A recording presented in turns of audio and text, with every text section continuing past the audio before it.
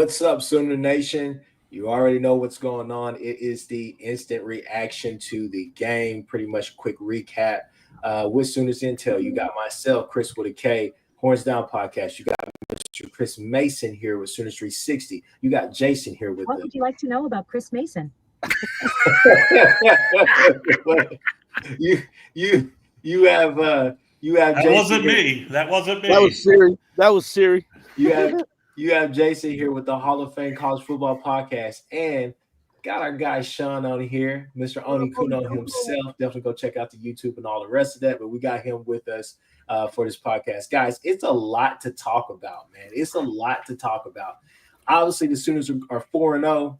Going into the bye week 4-0. Only thing that is up from here is honestly up. Got to get healthy. Got to get a lot of different things. But I'm sorry.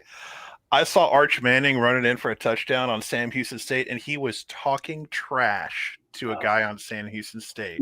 That is one of the saddest things I've ever seen in my life. Texas, there's a lot of. I'm sorry, I had to interrupt that. I was just like, "Are you talking trash to?" Checks notes. Sam Houston State. Trust. Anyway, but let's focus in, fellas. Man, we got a lot to discuss today. Obviously, OU won today. Obviously, 24-17. What an incredible game by our defense, offense. There was a lot of stuff left out there on the field, but at the same time, man, got to give a hats off to that defensive line for what they did. Jason, you being at the game today, just what was the overall feel? What was the crowd like? Just kind of run us through kind of that atmosphere today. You're on mute. You're on mute, dude. Sorry. Kind of similar to the Michigan game, not quite as crazy.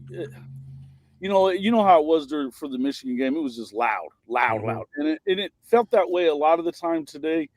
But you didn't also have as many people from Auburn there. They talk a lot of crap on Twitter, but they don't show up. But I tell you what, there was definitely some concern. You could feel the concern among what was going on with the offense and stuff because they weren't moving the ball very well, and.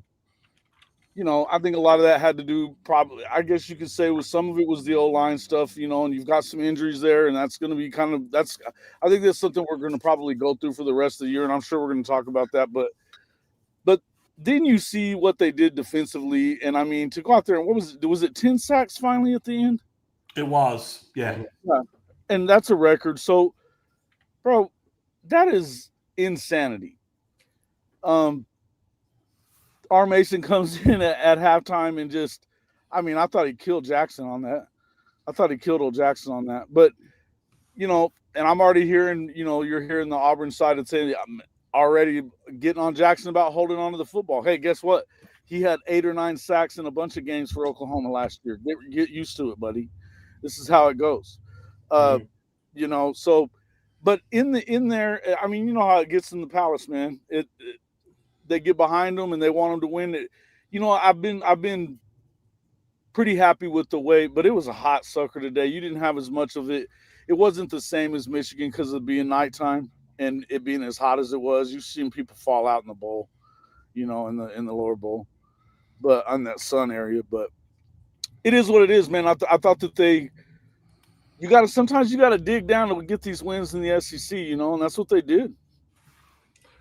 So, Sean, we'll go to you, man. Just what's your overall thoughts about the game before we kind of get into the details, the meat of it? Well, I feel like I need to address our fan base specifically because there's certain people that show up my watch along chats every week. But guys, this is what it's going to be like every year till the end of time. So I need you to understand that there's going to be games like this. And I understand it feels like maybe we should have won by more, or our offense is like, yeah, that's going to happen. Here's the God honest truth about what we signed up for. There's going to be weeks where we whoop someone. There's going to be weeks where someone whoops us. And there's going to be games just like tonight. And it's going to be like that every season. And guess what? All 3 of those that I just mentioned are likely going to happen this year. And you know what it means? It doesn't mean that's who you are every week. This team will get better. You have to grind and win games like this sometimes. Even if like your defensive front is playing well, the smartest thing Auburn did all day was like, we're gonna go pick on that true freshman corner they like so much with our stud wide receiver and see what happens. And guess what happened? He picked on a true freshman corner and he looked like a freshman tonight.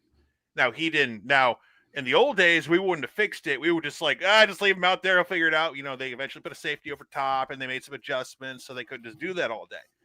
However, it's like, we're going to have moments like that. That's something we have to address. Now, Guillory can either get better or, Eli Bowen's it looks like he's almost 100%. He's coming back soon. So all the negatives, like we couldn't run the ball. Neither could they till late in the game. They got a couple runs.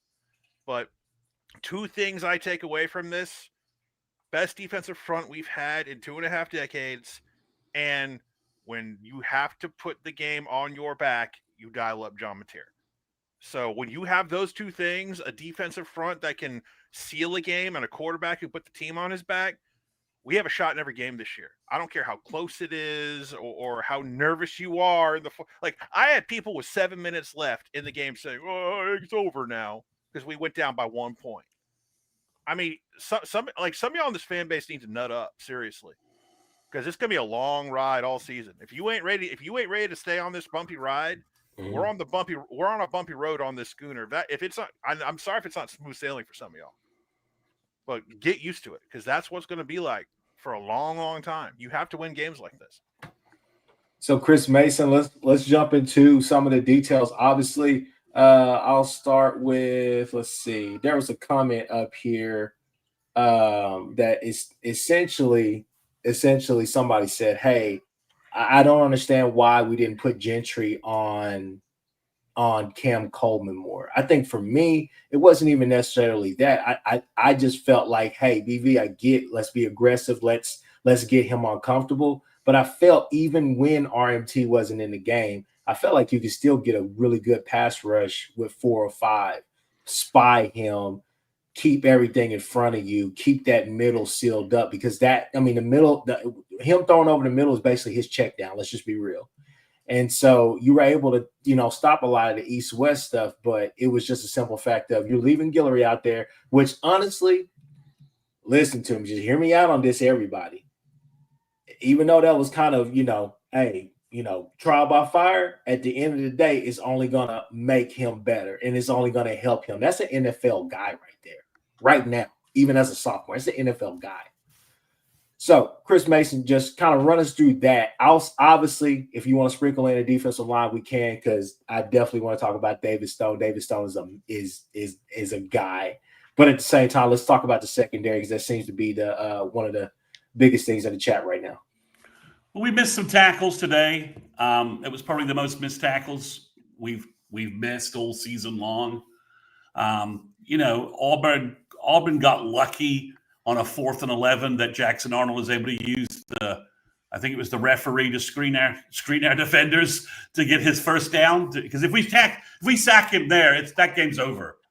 They never. It's 16-10. We drive the field. It's 23-10. I think the secondary got tested today. We left Guillory out on an island. He got burned sometimes. Singleton made some plays. Auburn's wide receiver group, is good. I mean, Singleton is really good. That's why everybody wanted to buy him in the offseason. Cam Coleman's a 5-star, and he looks it. He made 3 big plays, and he got at least 2 big pass interference calls. We made them pretty much one-dimensional for the most part, and they hit some plays, and they hit some wide receivers. I don't. Should we have dropped into coverage more and just rush 4? I think those are, possibly at some points, but guys, it's 17 freaking points. I mean, what do you want from a defense?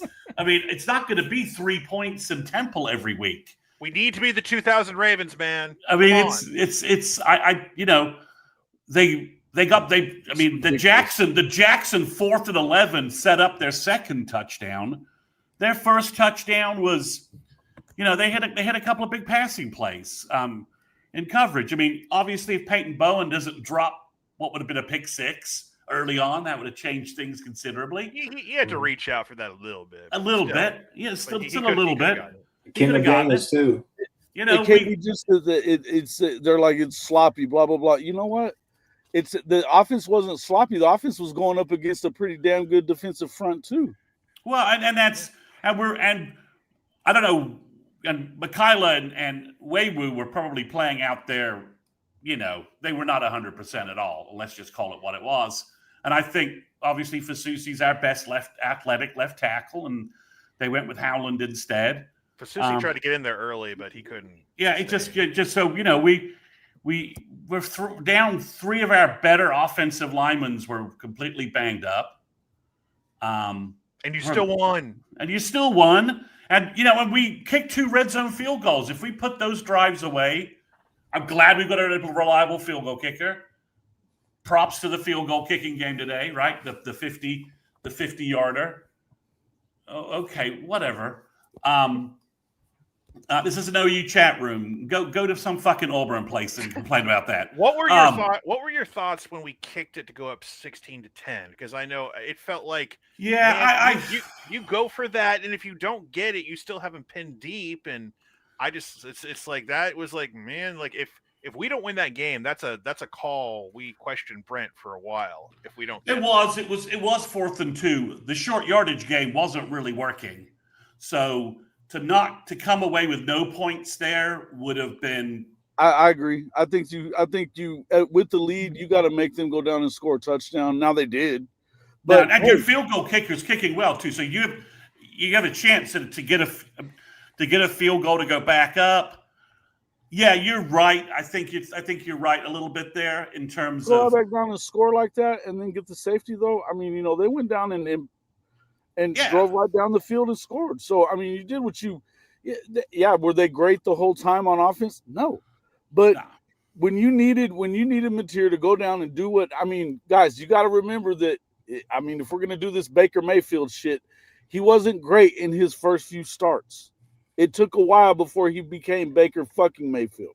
But before we go to the offensive side, I'm gonna steer just right back to the defensive side just a little bit. Just talking about that secondary, I'll just say this right here.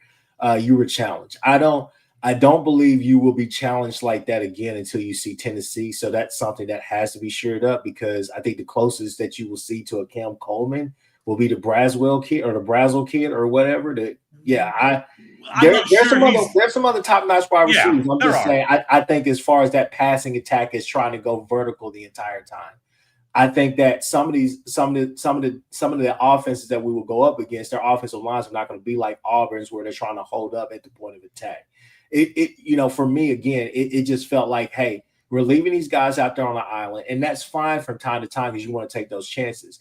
But cover one, different things like that, where at least you have some type of safety help, some type of help for those guys out there. Because if you ask me, I felt like for the most part, and his stats may say differently, but for the most part, it felt like we held Singleton in check today. It felt like a lot of the underneath stuff, different things like that that they wanted to have for Jackson as a safety valve, it wasn't there. It was mostly just big plays to Cam Coleman.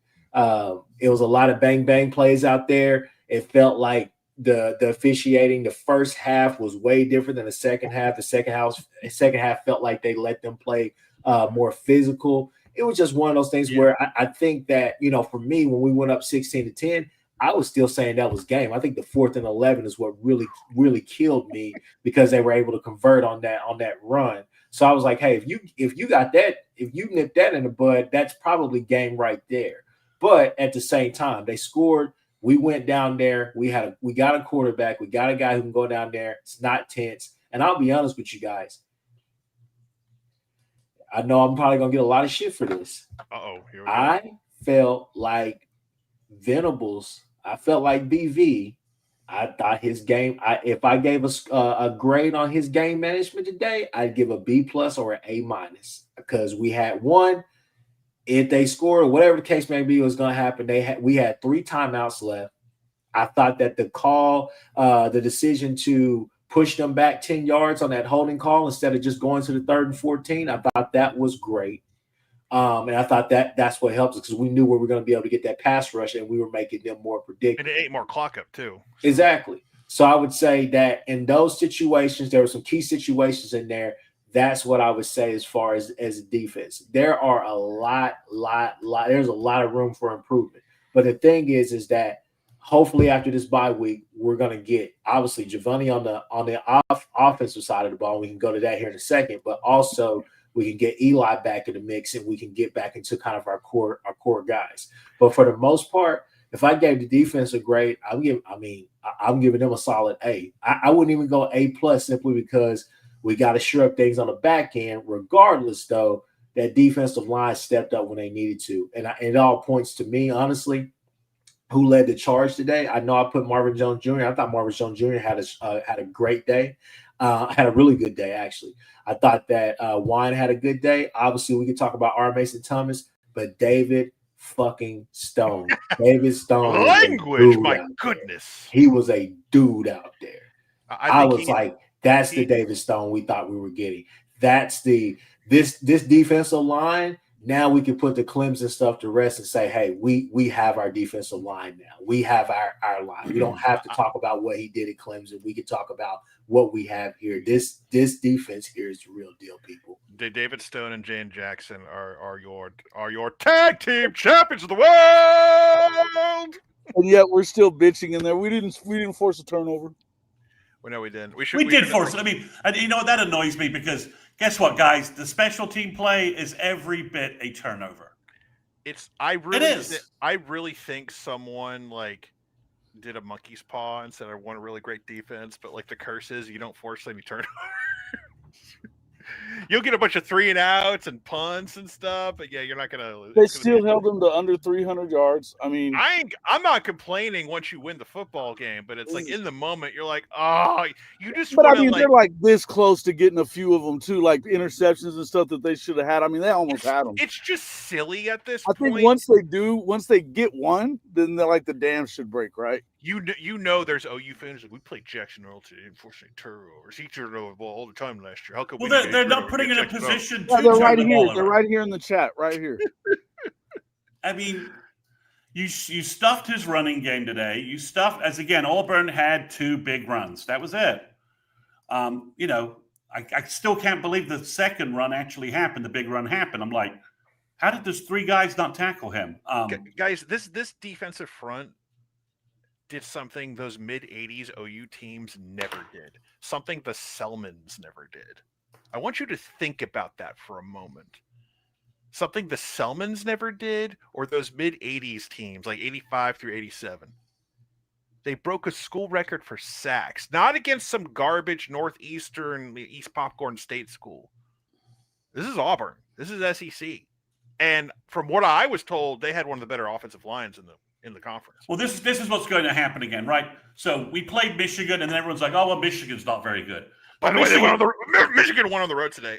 Yeah, I appreciate that since I picked Michigan in our thing, in our little picks contest. So Michigan wasn't good, right? So that Michigan's not good, and then Michigan now runs over for 300 yards on Nebraska and beats Nebraska, right? So we're going to hear for the next week how bad Auburn is, right? Well, no, Auburn's good. We're going to hear that, though. I mean, we're going to hear that Auburn's not good. They're not very good. Here's what you're going to hear, actually. Because it's not that Auburn's not good. I don't think that's going to be the narrative. And this is something I want to address as well. And this is to both fan bases in this game. I understand officials suck sometimes, and today was no different. I don't want to hear that as your number one excuse why you lost. Because 2 weeks ago, I addressed our fan base on my channel. I said, look, I know y'all said the Big Ten refs were this, that, and everything, but we still overcame and won the football game, correct? Good teams overcome bad officiating, even if today was a little weird and awkward. And I know Auburn fans going to point out every bad call that went against them. They'll be on Feinbaum all next week. I don't want to hear it. And I don't want to hear it from OU fans either. You have to overcome crappy officiating. Because I told them, well, you think the SEC refs are going to be any better than the Big Ten ones? It's not going to be any better. We had, 9 for 99 at one point or something like that, maybe more. And I know they had 12. It was a bad day for both teams. It was bad on both sides. The best team won and overcame them. So I just want to get that out of the way right now. If you want to complain about a call here and there, I'm with you. There's certain calls, like I think the one call I hated the most was the first OPI on Satania, because he was actually running an out route. The second one he got was straight. Okay, he straight up did a pick. Like he got called. He deserved to be called for that one. But before the half, that out route that he ran is like, that was a BS call. That cost us a field goal before the end of the half. But other than that, they overcame it. You have to overcome bad officiating. And that's my mantra. So I'm off my soapbox right now. So Jason, I'm gonna come to you here in a second, but hey, first, real quick, everybody, hey, like, subscribe. We got over 200 plus people in here watching this live, so definitely go and like and subscribe on everybody's channel. Subscribe to everybody's channel. It's down there in the bio. Just kind of switching gears real quick. Let's go to the offensive side of the ball. I'll start this off and I'll hand this off to you, Jason, like I said, and then we'll go to you, Kchris Mason. But I think Arbuckle, this is probably, I think worse is probably the worst way to put it. But I think this was probably I chalked this up as a bad day calling the game. I didn't think the game plan was great at first. I think that once he settled in and got to the fundamentals of his offense, and there were two things, honestly. I think first off, going north-south, that helped us out a lot. He kept going back to those like end arounds or reverses or passes, and they were always losing 4 or 5 yards. And the thing was today is I know some people in here are saying that, run blocking wasn't great, this and that. Actually, run blocking was there early and often. We just started running these, jet sweeps and some of our end around stuff, and it was like, hey, it's 2nd and 1. You got to reward somebody like Canick. Canick is out there battling. Get you down to 2nd and 1, and then you're running an in around. No, we can't do that. So, it's some things that I think that he needs to fix, needs to understand. But it's just one of those things where you got to stick with those fundamentals of your offense. And there were times where you could run the ball.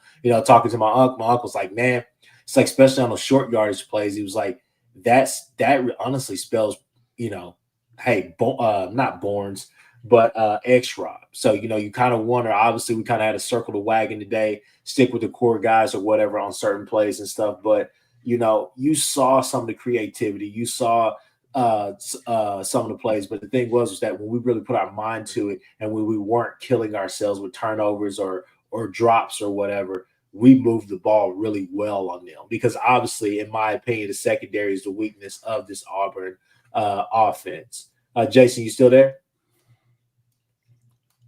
Yeah. So I was going to come to you, Jason, and just say, okay, what were your thoughts about the offense today? And I'm thinking about what we're talking about. I think we're still trying to find this mix right there, and you went up against a legitimate D-line. I think that what Auburn's D-line is legit. But I'll say this, and something that somebody said that in there too was like, look, you can say what you want to say, but our offensive line didn't give up 14 tackles for a loss and 10 sacks. Maybe we're not running the ball like you want us to run the ball right now. Again, I'm going to say this. I think that you have to – this is a new system for everybody but John Mateer. It's similar to what they've run before. I get it. But this is not these guys. They've been running – I mean, all these guys have been running the Levy Seth mix, whatever the shit that was last year. So, I mean, I think that they have their moments. As much as we acted like Mateer didn't do this I heard the Crane guys talking about that he wasn't a Heisman guy today. He completed like 15 passes in a row. He was 16 to 17. Yeah, and like, I mean, he had his moments where he wasn't perfect. But again, I don't think you're completely healthy. I think you're kind of piecing it together, and it is what it is. But I like the way there was times that you wanted to see him move it a little bit more, but when they needed to get points, they got them. I don't know what else you can say. He had 276 today. Was it 276 on like 26? Yeah. Or 24, 36, something like that. This whole Heisman thing is just. I always make fun of people who try to crown Heisman winners in September. I tell people I don't want to talk about the Heisman until the second half of the fucking year anyway.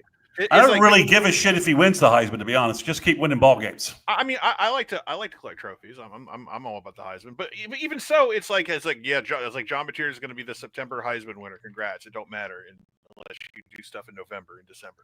So, but it's just I just laugh at people who are mad. It's like he's not a Heisman guy. He's like, dude, it's like not even the end of September yet. Like, who cares? I don't care if he's like you. I don't care if he's a Heisman guy right now. Can we win games? Because last year we couldn't win games. I like a guy who can like put the team on his back and help us win games. And if like whether he gets a Heisman or not is like he'll get a statue out front one day. But there's one play we got to talk about because I think we've danced around it. We got to talk about the mat because like Ben Arbuckle, as up and down as he was today, he is a bit of a mad scientist. Last week we had the silly 2-point conversion where we throw to the back, where our tight ends throw into the backup punter, which is hilarious to me that worked. And now we literally pull something out of the end of the Longest Yard remake with Adam Sandler. That's literally what that looked like. It's like Satania is like, they don't know to play, and it just ran. That's literally out of the Longest Yard. And there was a lot of conversation whether that should have been a unsportsmanlike, a flag or whatever, but I'm guessing they double, triple checked to make sure he was in the right spot at the right time and there was no substitutions. And listen, if you want to say that's unsportsmanlike or that should have been a flag, I look at it like as the heel wrestler on Saturday morning WWF Superstars back in the day put his foot up on the rope and got a cheap pin. The heel rolls out of the ring, gets a win, right? Gets his hand raised no matter what. If you want, I'll be more than happy to be a bad guy today. I'll be a heel. Boo me, please boo us. Call a timeout. Call a timeout. Have your guy, have one of your defensive tackles blitz through the line and get a full an offside penalty. If you see it, do something.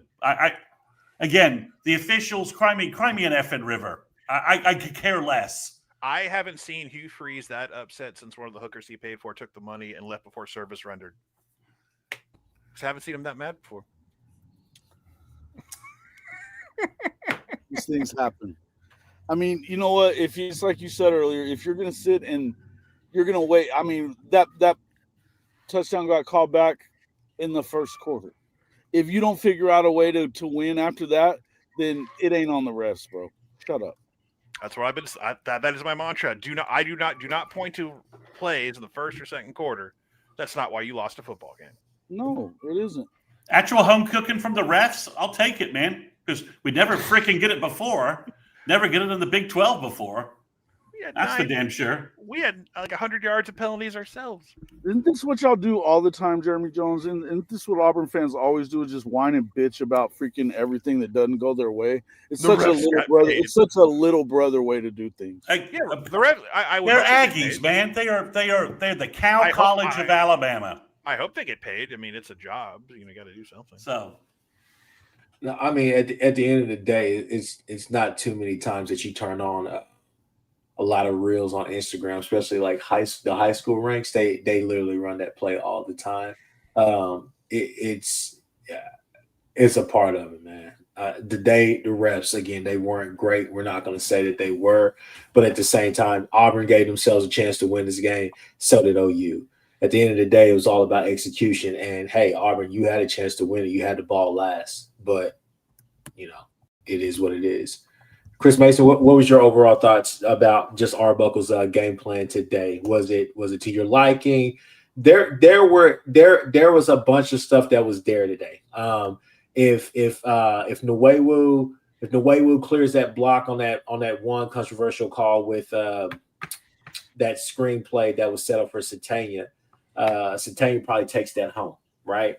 It was a lot. There was a bunch of things that you liked, but there was a lot that you didn't like. I just felt like, hey, we need to be aggressive and attack down the field instead of just, trying to do this east-west stuff.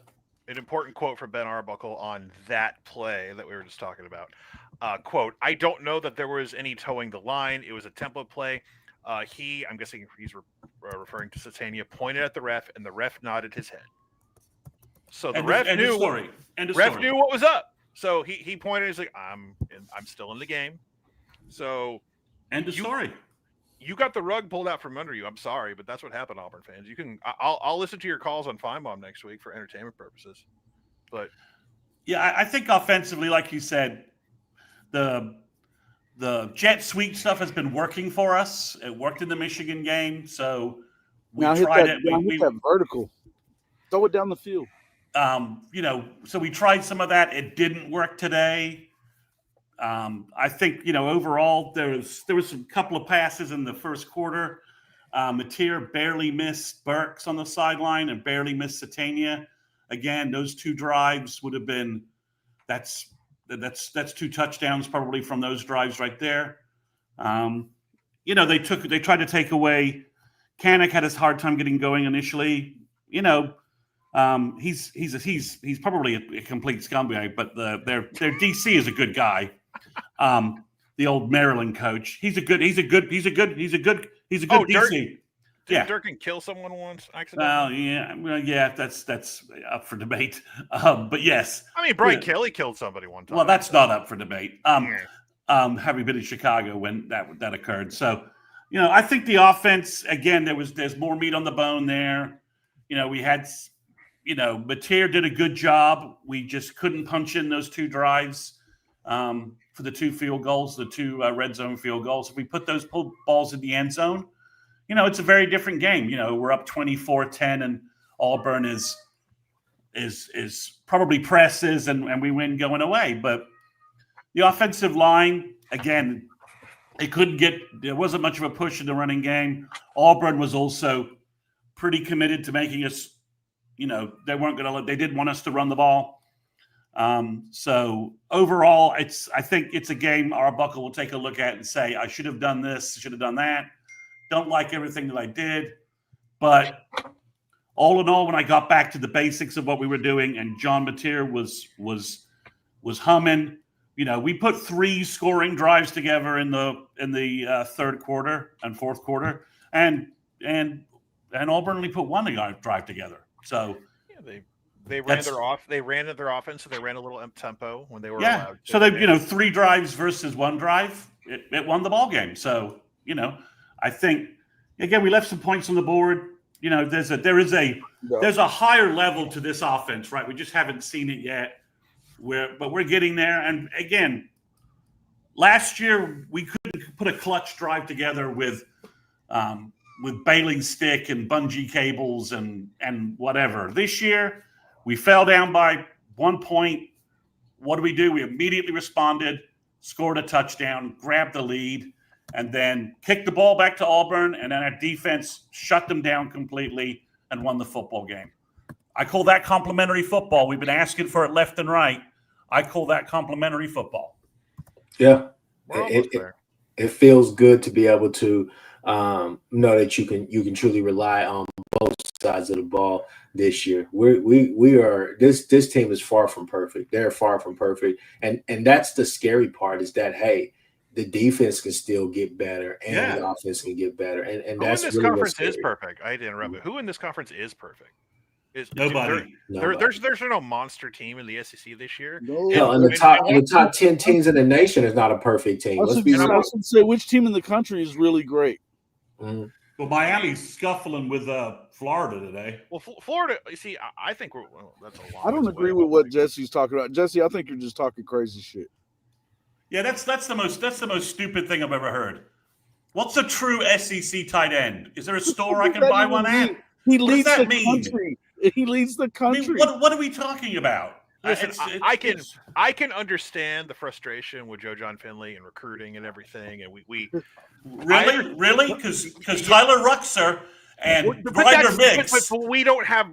That's later. That's not now. But you're gonna call somebody out for recruiting. Hang on, let me call in my bailiwick. You better have your access. I'm not hating on. Listen. It is not wrong for the fan base before the season started. When you look at that first depth chart and Jaren Kanak is number 1 on the tight end depth chart, and there's no or, and you're like, what's going on here? Like that's a fair reaction to people because but it's no longer a valid reaction. No, not anymore. But I'm talking before the season, and you said, okay, this guy we brought in 2 tight ends in the portal, and our best option is a linebacker turned tight end in the offseason, and we have no film from previous to show, oh my God, what's going to happen? That's a fair reaction from people outside and inside the fan base. Now, Jaren Kanak has become kind of a dude, and we can all celebrate. But yeah, you got to stop with it now. At this point, you can't say it anymore. No, you can't say it anymore. But at the same time, it's like, you know, it's like we got lucky. We rolled we rolled 7. Well, we've been unlucky. We've been unlucky, so we finally got a little luck. Right. We rolled 7. Yeah. We rolled 7 on the craps table tonight, and we won some money with that. But Joe John for me is to be continued, to be determined, and we'll see what happens with the future. Now recruiting is going to get better across the board the more we do stuff like this, because now you banked a really good Michigan win and a really good Auburn win on TV, where everyone was watching us a couple weeks ago at night, and most people were watching us in the middle of the afternoon today. So Oklahoma football is riding high right now. And just for the record, the best tight end I've seen on film for 2027, Ed Norman today from Kentucky. His name's Seneca something. I can't remember his name. 6'7", 235. And what did he watch today? The best tight end in that football game was Jaren Kanak, and who gave a V trigger to an opposing defender. For and those who know little AEW wrestling. And Kanak again had a good stat day, right? And if you were watching that game as a tight end, and you're like, we want you to be the next Jaren Kanak, I'd be like, yeah, I think if I'm put that back up. I want to put that back up if you can. I want to it is if he was a skill player in high school. That's great. That was high school. What's he been doing for the past couple of years on the roster? He was a backup linebacker. I'm sorry, but I know what he did in high school is great, but until we saw it happen on the field, our best option was to take a linebacker and switch him over to tight end. And it worked. It's great that it worked, but I'm talking about the initial reaction before the season is fair. We can all agree to that. It's it's not fair any longer. If everyone I want to know how many people in this fan base, when they looked at that depth chart and said, "Oh, Jaren Kanak's tight end, we good." Most of you would be lying through your teeth if you said you weren't worried about it. Most of you. And I say every week, every time Jaren Kanak does something awesome, I apologize and say, "Dude, you're awesome. You're great." But to say it was a guarantee he was going to do something, no. Everything we're getting is gravy from that kid, man. Yeah, it's all gravy. Yeah, but at some point, someone's coaching him up. It's not happening. It didn't happen in a vacuum. I would hope so. Right, someone's coached him up. It's not happened in a vacuum. He didn't just all of a sudden. I give credit to Ben Arbuckle because this is not the first time he's done that, though, where he's taken a linebacker and switched to tight end. He did that at Washington State. So I give credit to Ben Arbuckle more than anybody.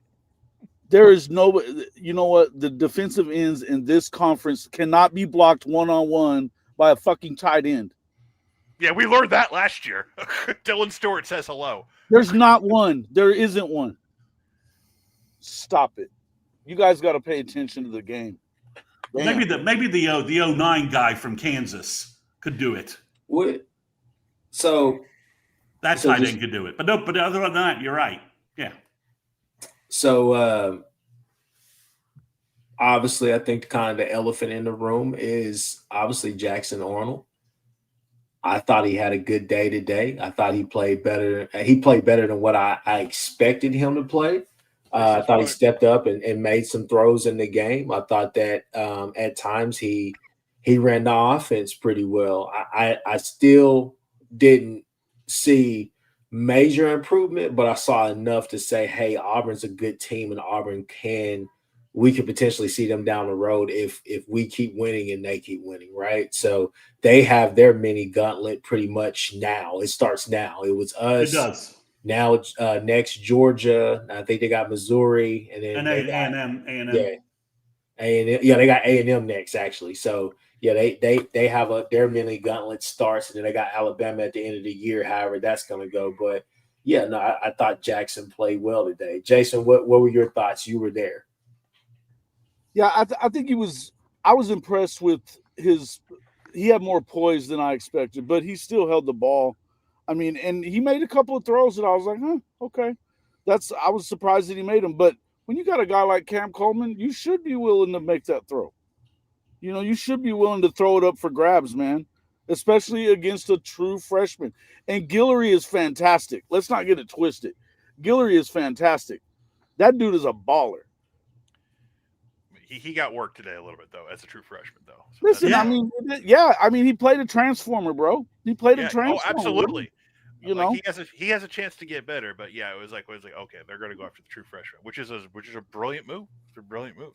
Jackson Arnold is a guy that like I saw today is like he played to that was the guy I was kind of hoping to see a little bit more of last year, but it was almost impossible with our O-line issues, our receiver issues, and constantly giving Bauer Sharp the ball behind the line of scrimmage a bunch of times.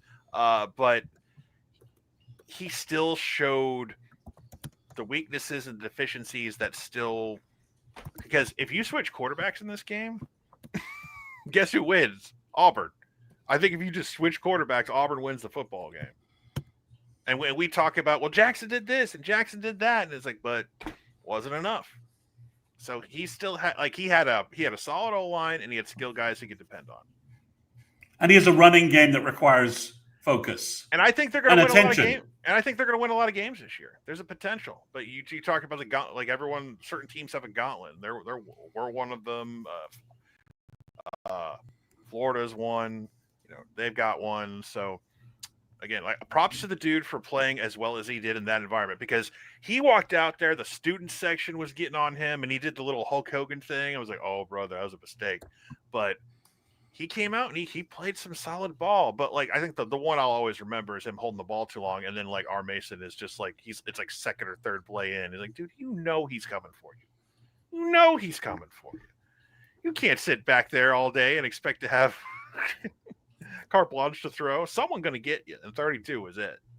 Yeah, somebody in the comments earlier, they said like it's almost like Jackson needs a stopwatch out there to know like you got to get rid of the ball. There were some coverage sacks for sure. There were times where the coverage was perfectly fine and the pass rush was just, I mean, it was relentless. You know, I know I was in a couple of chats or whatnot. I think, you know, some people were saying like, man, R. Mason Thomas is going to eat once he gets into the game, and that he did. It begs, you know, it kind of begs you to pretty much ask, and I'll ask the panel here, like, you know, do you think the game plan would have been a bit different if R. Mason was in the game, or do you think that you still would have been as aggressive as you were in that first half? No, because they still got 6 or 7 sacks in the first half, so I don't think anything changed that much. Yeah, I don't think you would have changed it that much. I mean, I think, you know, you're playing. Auburn has NFL talent on that roster. It may not be all over the place like an old Alabama or UGA teams, you know, in the 1920 areas, but there's NFL talent all over that roster. Okay. And OU held them to 17 points and they scored 24 points, and they should have probably had 26. And, you know, to make my score prediction almost perfect, but I did predict the safety, guys. Got that right. I don't, you know, I'm looking at Josh's grades on here. I'm not going to give away the bank because that's obviously on their pay site. But he made one comment here, which I completely agree with. This is a game OU finds a way to lose in every year since 2019. Absolutely. And I 100% agree with that. You know, we've asked Brent to get better in game management through 4 games. We've seen that. Arbuckle has called a good game. We have a quarterback that can win games. We need our offensive line to get healthy, get the right guys in the right spots. Fasusi's our left tackle. Let Simmons and Howland fight at right tackle. You know, if we could just play 5 guys game over game on the offensive line for 3 or 4 weeks during this gauntlet, it would help a great deal. You mind if I give one spoiler for a grade? Just one? Sure. Jaden Jackson 100. God. Yeah. Like he was, and he was my defense and again to pat myself on the back. I believe he was my defensive MVP, was he not? I believe so. He had 2.5 sacks today, I believe. If he keeps playing like this, they're gonna be like, can we let guys go after 2 years?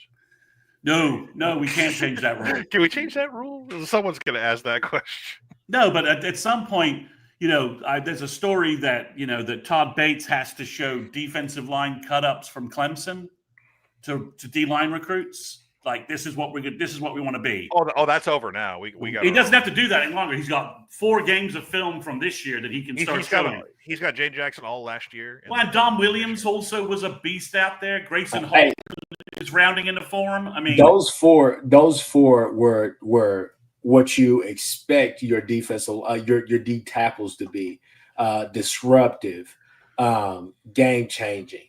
Kind of narrow the focus of that offense. Like, what can we actually do? Make it predictable as far as where they can run, what they can do. They were really only successful running off the tackles. There were a couple of inside runs that they popped off, but I thought that the defense responded really well. But Dominic Williams is on a different level too this year than where he was last year. Grayson Hall, come on, man, it's G Baby. Let's just be real. G Baby is still G Baby. Yeah, but he's rounding into form. You can tell. I mean, he's playing better and better week over week. And it's one of those things on that last drive, and I cannot wait to watch the highlights and watch the game back, period. But it's one of those things. His play is going to be overshadowed by R. Mason Thomas bull rushing 2 guys and getting a safety. Because Halton made a play right there before. Oh, yeah, he smashed Arnold in the field, in the open field. The play before that, David Stone stopped him from leaking out. I mean, the defensive line today was just, I mean, it was superb from all ends. Taj Overton, if you're watching, I know the team you committed to last night had a rough night, but come on, you know what, Taj, come on, man, come on. We're full. No, shut, I don't say that. Taj Overton, come on. We're full. He missed his spot. He should be punished and have to go to OSU for making the stupid decision to choose OSU in the first place. Taj, don't listen to him, man. Just like, come on over. Carrington's putting up better stats. I'm just saying, it's like, we got a spot for you, Taj. You know he put up that four game huddle video in the middle of OSU losing to Tulsa as like a plea for anyone to offer him, help me escape this. Dude, we're full. We don't need a 4th tackle. When December rolls around, we got you, Taj. We don't need him. Just keep playing. Keep playing good. Keep playing. He can walk on. Come on now. we don't need a 4th defensive tackle in this class. But we're playing with 4 defensive tackles right now. But we don't need 4 in one class. I just want depth, man. That's all I want. Jason, that's the thing I want to say real quick, because like, if there's one thing Brent and all the staff and Nagy, they all need credit for, it's like, I know it seems like NIL's on our thing when we're recruiting, but we use that for this year's team to retain guys, and it's showing on that side of the football. It is. You're right. Completely right. So, anyway, I mean, this is, the money well spent on R. Mason Thomas, RSG. I mean, this was Kip's sort of first big game, right? I mean, it's been funny to say that we haven't had a big game from Kip Lewis and R. Mason Thomas yet this year. Well, Kip has usually a big game against Auburn, technically. So it's the Alabama, So I mean, he led OU in tackles with 10 today, and obviously R. Mason Thomas in a half of football had 2 ridiculous sacks and pressure all over the place. So, but it's just, I mean, look at that. Look how many players got tackles today. It's absurd. Where is that? I mean, 14 tackles for loss and 10 sacks. I'm just looking at all the guys who played today, and I mean, who he graded, and I didn't. Yeah. Couple names I didn't see on here, but obviously David Stone, great. R. Mason, great. You know what? And also, I'm not gonna say the number, but just shout out to Jacoby Johnson. He had a solid game today when the secondary was struggling. But he was out there. He was a steady force out there. I know Jacoby was the guy who was getting burned a lot, like in previous games. But I mean, he's finally healthy. So. And we know Eli's playing against Texas, and he'll play some against Kent State. and we know same thing for Giovanni Gibson. So we got 3 weeks till that game, basically, with a scrimmage against Kent State in the middle. Yeah, so we've got time. We should pull the O-line after the first half of the Kent State game. Let them all sit and rest up, and put in our backups. Gunnar Allen can play center and do whatever. And he can play center against Kent State. Against Kent. Okay. Yeah. First thing I thought you meant the other way. No. Or let Hollenbeck. See if Hollenbeck can snap the ball. I don't care. Just get Makala and Wewu out of the game. All those guys clearly struggled today, and I want to believe it was like they were all playing on taped up ankles, and that was a big thing. Well, they were, but yeah, I mean they were, but it's like we can't use that excuse 3 weeks from now. Maybe for Becci if he's got a bad high ankle. Guys, I really believe in my heart of hearts. I know that people are going to be critical of the O-line today, but I feel like I've already got people saying Bill needs to be fired after today. Yes, hell, they're saying like DeMarco too. But the problem is that again, I think that when you go back and watch the game, I think you'll see some things that were opened up, and something, and I think you'll see the vision that Arbuckle had. But I think that what you will take away from this game is that, hey, it felt like we weren't aggressive enough. If we would have just attacked them down the field and ran a lot of stuff north and south, we could have picked up a lot of stuff. Again, on some of your short yardage plays, hey, I know our offensive line is banged up or whatnot, but I'm going to be real. 4th and 2. Now that I hate ESPN has to get their coverage better. Anyways, a 4th and 2 pass. I mean, you're on 4th and 2 and you pass to Will Huggins. Let's just be real. That's just or Carson Kent, whichever one was out there. That's not a recipe for success. It just felt like we at times we weren't as aggressive as we possibly could have been, and I think that we could have blew this game open, wide open earlier on if we were aggressive. It goes back again. If you watched all three of us, and you watch me on here especially, you know that I always go back to kind of think about the Levy days, right? We lose to O State, we lose to Kansas in games similar to this, right? But then you watch that West Virginia game afterwards, and you're like, dude, we were throwing the ball up and down the field, just going north and south. We have to keep that mindset every game. I think the end around stuff, there's a time and place for it, just like any of the trick plays and all the rest of the stuff. There's a time and a place for the reverses and the jet sweeps. But today was not that day. You were able just to move the ball, and your wide receivers were sitting down where they needed to be. So I just felt like you should trust that more. But once in the second half, especially on that last drive where we got the touchdown, I felt like you were able to really kind of rely on the fundamentals of your offense. If you just stay fundamentally sound on this offense, guys are going to be open. You're going to move the ball. Jason, you got anything to add? I know we ain't heard from you in a second. Nah, man. I think that they're either going to get better throughout the year or they're not going to win the national championship. That's what you have to do. You have to improve. Not the national championship. Can't be true. You're not going to be there in this week and be everywhere you want to be. And newsflash, they ain't got enough linemen to not be. I mean, they're not going to be healthy all the time. So you're going to sit here and start firing coaches. Well, that ain't going to get you there either.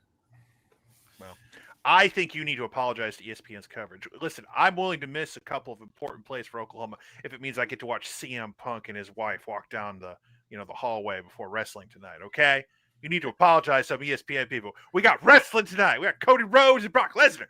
Let's go. I mean, say what you want to say. ESPN. I can't follow that comment. ESPN is the worst thing ever. What Chris Mason I guess just kind of going back to well, I'll just ask the panel this right here. We'll start with you, Chris Mason. Just going into the bye week, obviously, again, like I said, going into the bye week as a college athlete is one of the most important things that you can have as far as being healthy, being on a win, having the good vibes, having all that stuff going. It's just it's an incredible feeling. But what are some things that you guys, where are some areas you feel like this team needs to improve in, can improve in, however you want to go about that? Well, obviously, we again, can you give me an offensive line of 5 guys that are healthy game over game? Can you get healthier on the offensive line? I think the big thing we need to do is how do you reintegrate Eli Bowen into the secondary? Because obviously he will help. Jacoby Johnson's playing well. I think you need to figure out a little bit more of your cornerback rotation on defense. And that's about all you need to do on defense. That's it. On offense, let's get Giovanni Gibson integrated into the passing game in Kent State a little bit. Let's get the offensive line. Hopefully, let's get Michael Fasusi playing left tackle and get the line set back up the way we want. Let the guys work on their – I mean, again, offensive line's a cohesion between 5 guys, kind of thing. We just keep subbing out starters and putting guys, flip-flopping them from positions isn't helping the cohesion of the offensive line. It's just not. But, let's get that going. And I think, Gabe's made a big point that he wants to see Kent instead of Huggins in there at tight end. Let's hope for maybe we could see some Jaden. Is Caden Helms healthy? Is that finally off? I want to go get at least a guy who could block, run block a little bit for tight end. I mean, if getting a superstar who can do both is a lot, but go if we can't go in the portal this year and find someone who can be a decent blocker, just to be I miss a Brody Eldridge at this time of for this type of team. I wish we had a Brody Eldridge who could just be a monster when it comes to doing stuff like that. That's a guy I miss in the old days with Bob. So if you can go out and find one of those guys for next year, great. Well, there aren't that many of them, but I know. But if you can, you do have 2 young freshmen coming in who are both true 2-way tight ends who will shove and smack somebody in the running game and catch passes and that they're receiving threats too. So I think it's there's something there as well. But I think that's the main thing, Chris, is you just got to try and get the offensive line guys that you want, the 5 you want, healthy, practicing together, play a half against Kent State, pull them, and get healthy and rested for Texas. Because Kent State's awful. Yeah. Kent State is awful. So Sean, we should be up 35-0 at half, and then just stick in the backup O-line and stick Mike Hawkins in and let him play for a half. Sellers just Sean, what are your thoughts as far as what you want to see this team improve on? Just keep on this. I know it's cliche, but keep on keeping on, man. Just I don't think we need if you're the offensive line, just get healthy. Just don't give up on the run game. And Torrey Blaylock, keep hitting the ball. And I'm sure you guys have talked about this ad nauseum, but I still have people in my chat asking, why isn't Jay not playing? Guys, I hate to be the bearer of bad news, but I don't think that's going to work out. And that's not DeMarco's fault. Okay. It's the fault of the person wearing number 0. And I'm not talking about David Stone. So I think we're getting to the point where that ship has sailed. So it happens. Nagy went for it. On paper, it looked like a good idea. I don't, unless he has a come to Jesus moment. Go back and watch the end of the game last week where he just half-assed at the end of the game. I don't care if it was the end of the game. If you don't go out there and block for your teammates, that's what DeMarco needs for his running backs. Javonte Barnes still plays in football games because he goes out and blocks for his teammates. Yeah, he dropped a pass he probably should have caught today. That would have been possibly a walk-in for a touchdown. But he plays hard. Number 0, he don't play hard right now. That's why you see him embarrassed and humiliated and put at the end of the game last week. So for all you hoping for number 0, unless he changes his ways quickly. He's not on a milk carton. He's just not. He's not a subject to talk about. Do something in a football game, and then I'll talk about you. Otherwise, he's a pointless topic. Right. It's for the people who keep bringing him up. Why is it up? It's over, dude. Yeah. It's over. He got hurt in August and has basically shut it down. So it sucks, but it is what it is. But yeah, develop the running game. Just I'm looking forward to seeing what Giovanni Gibson can do because he looks like a guy who's wanted to play for weeks. They've had to he looks excited every time you see him pregame warmups. He's pumped. So he's got the energy at least. You feel so. but we'll see what he does potentially next week if we get Bowen out, Eli out there next week or 2 weeks from now, I should say. But yeah, man, just one game at a time, and we'll see where we end up. But this is a fun football team to watch. That's all I've ever wanted based on last year. However this season turns out, this is a fun football team. So that's all I got. Hey, Jeremy Jones, I know you mad, bro. You big mad right now. But hey, no, I'll jump in here and I'll just say this. Hey, I want to see this team just get healthy, man. Just that's point blank period. I want to see what this offense looks like with giving Mateer kind of a taller target. Obviously, you have Carrion, but at the same time to have a Gibson back, Giovanni Gibson potentially back, I think that could help change some things. You know, the interesting part is going to be to see, like, can he push a Satania to now be kind of your fourth guy where Keontae Lewis is still there, right? Can he push Burks to go from being your 1 to your 2? So it's going to be interesting just to see what wrinkles can you add into the offense with him now, right? Because there's still pieces of this offense that we haven't necessarily seen yet. You can go put on all the film. I know a lot of you guys have because you watch a lot of highlights of John Mateer, rightfully so. But if you really pay attention, there's some pieces of this offense that we haven't necessarily seen yet. So that's going to be interesting. On the other side of the ball, honestly, it's just figuring out kind of with that secondary, just what is that rotation truly going to look like. You know, everything goes well. Seems like Eli is going to be back.